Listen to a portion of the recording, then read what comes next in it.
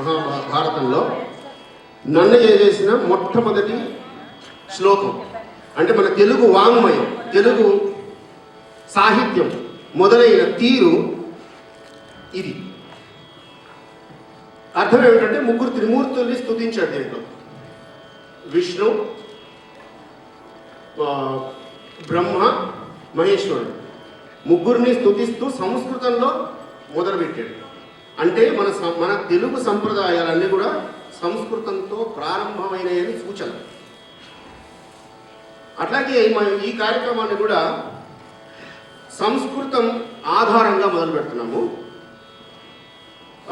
ఇప్పుడు మన ముందు నందిని వల్లూరు, శ్రేయా బండి వీళ్ళిద్దరు కలిసి ఒక పాట సుధామయి సుధానిధి హరికేశనల్లూరు ముత్తయ్య భాగవతార రచన సంస్కృతంలో అమృతవర్షిణి రాగంలో రూపక తాళంలో ఉంది. దాంతో ఈ కార్యక్రమం అంతా ప్రారంభిస్తున్నాడు. దానికి ముందు ఒక చిన్న శ్లోకం ఉంది సంస్కృతంలో. ఆ శ్లోకం నేను రాశాను. దాంతో మొదలు పెడుతున్నాడు. విని సంతోషించండి.